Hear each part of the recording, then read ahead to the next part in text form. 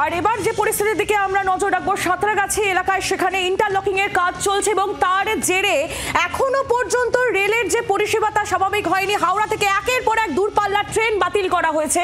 যে খবর আপনাদের জানাচ্ছি, সাঁতরাগাছিতে সিগন্যাল বিপর্যয়, প্রচন্ড গরমে চরম দুর্ভোগে যাত্রীরা, ঘন্টার পর ঘন্টা তারা অপেক্ষা করছেন হাওড়া স্টেশন সংলগ্ন আরো যে এলাকার আশেপাশে যে স্টেশনগুলি রয়েছে সেখানে, এবং তাদের যে বক্তব্য যে এখনো পর্যন্ত রেলের তরফ থেকে জানানো হয়নি যে কখন এই পরিষেবা স্বাভাবিক হবে।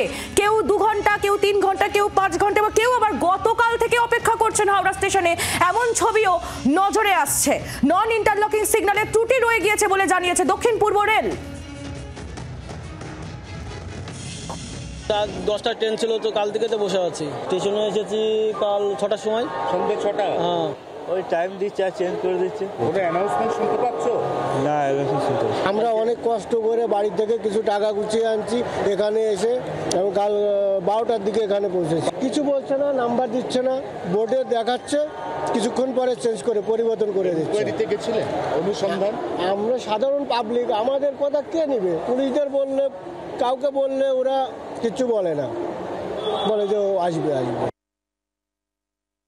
নবদ্বীপের বাসিন্দা সীমা মল্লিক এবং তার স্বামী গৌরব মল্লিক শারীরিক অসুস্থতার জন্য তার স্ত্রীকে নিয়ে তিনি যাচ্ছেন চেন্নাইয়ে। গতকাল রাত্রির 8টা নাগাদ হাওড়া স্টেশনে তিনি আসেন। তাদের ট্রেন ছাড়ার কথা ছিল রাত 11:40 নাগাদ। পরের দিন অর্থাৎ বুধবার এখন 12টা বাজতে চললেও এখনও পর্যন্ত ট্রেন ছাড়েনি, অর্থাৎ 12 ঘন্টা অতিক্রান্ত হয়ে গিয়েছে। কখন ট্রেন ছাড়বে জানেন না। কালকে রাত থেকে একদম আজ এখনো 12টা বাজতে চললো, এখনো অবধি তো বসেই আছি। এখনও তারা জানেন না যে কখন এই হাওড়া স্টেশন থেকে ট্রেন ছাড়বে। আদৌ চেন্নাই পৌঁছাতে পারবেন তো? শুধু যারা চেন্নাই যাবেন তাই নয়, যারা ফিরছেন দূর দূরান্ত থেকে তাদেরও একই সমস্যা। কখন এই সমস্যা মিটবে প্রশ্ন যাত্রীদের।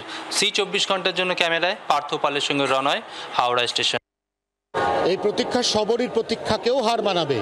এই প্রতীক্ষা রেলের একটি অপরিণামদর্শী সিদ্ধান্তের জন্য। রেল জানিয়েছিল কাজ শেষ হয়ে যাবে 18 অর্থাৎ রবিবারে। বুধবারে দাঁড়িয়েও সেই কাজ শেষ হয়নি, একথা নিজেই ঘোষণা করেছে দক্ষিণ পূর্ব রেল। এবং কোনো ট্রেনই এখনো পর্যন্ত বাতিল ঘোষণা করা হয়নি। বাতিল হলে এই অপেক্ষমান যাত্রীদের সিংহভাগ তারা হয়তো এতক্ষণে বাড়িও চলে যেতেন। সোমবারের ট্রেন এখনো পর্যন্ত ছাড়েনি, মঙ্গলবারের ট্রেন এখনো পর্যন্ত ব্যাকলগ।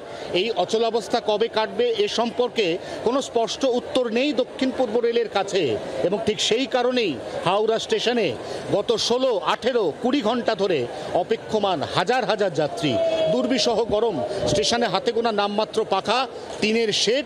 এই গরমের মধ্যেই কেউ কাটাচ্ছেন তার পরিবারকে সঙ্গে নিয়ে, কারোর সঙ্গে রয়েছেন অসুস্থ শিশু, বৃদ্ধ এবং বৃদ্ধা। রেলের তরফ থেকে কেন এত বড় গাফিলতি? কেন এখনো পর্যন্ত এই গাফিলতির পরেও ট্রেন বাতিল বা ট্রেন কখন ছাড়বে তা সম্পর্কে নির্দিষ্ট ঘোষণা নেই? এই প্রশ্ন ক্ষুব্ধ যাত্রীদের মনে। C24 ঘন্টার জন্য ক্যামেরায় তরুণের সঙ্গে অয়ন, হাওড়া স্টেশন। বাংলার আওয়াজ, বাঙালির আবেগ, Z24 ঘন্টা।